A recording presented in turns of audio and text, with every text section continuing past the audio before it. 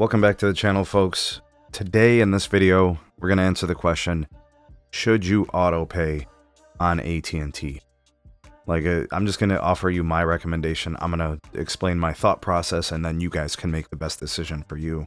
I'm just going to give you the information we know we have, and then some sound reasoning and logic behind why I believe you should or shouldn't auto pay.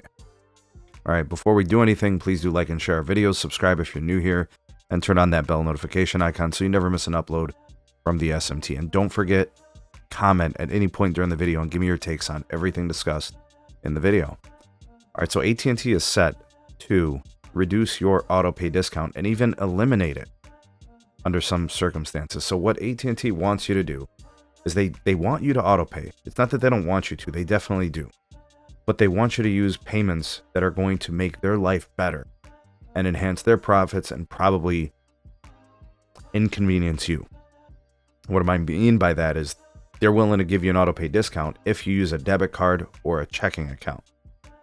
Now, the reason they want to do that is because the fees for processing through those merchant services using those methodologies allows them to make the most money. I'm talking about AT&T here. When you use a credit card, it involves more fees onto AT&T, thus reducing their margins on that transaction. So now what they're doing is they don't want to give you any discount on using a credit card if you use autopay. But if you do a debit card, they'll give you $5. Right? So they are willing to give you a discount, but they want you to play by their terms, which is using a debit card as opposed to a credit card. And I think the same thing goes for the checking account. The terms for the checking account impacted as well. They love that, right? Because there's just the fees. It's just the processing fees aren't there. Anyways, I want to give you guys my advice. The most reasoning, or I should say reasonable approach to this is very simple. If you don't mind your account being at risk for being hacked, your checking account number, your debit card number, if you don't mind it being compromised, then by all means, go ahead and do it. If you don't care, if you're apathetic to security, some people are, they just give up. They're just done with it. Everything's been hacked. They've had their information out on the dark web. Like, that is a real thing. Like, people are literally miserable towards it. They don't even care anymore. They've just moved on from it. They don't even think or worry.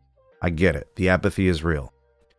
But if you're not trying to put yourself in harm's way, absolutely do not give AT&T your credit card information. Or excuse me, don't give them your checking account information. Absolutely not. Right? You probably have your direct deposit for your work and all these other things connected to it. Don't do it. Do not put your checking account on an AT&T account. They've been compromised on multiple occasions. You know, their security is not good. They push their security onto other firms to avoid responsibility, cheaper, whatever. They are insecure. Don't do it. Same thing with a debit card. The rules apply. It's not worth the risk. To hell with it.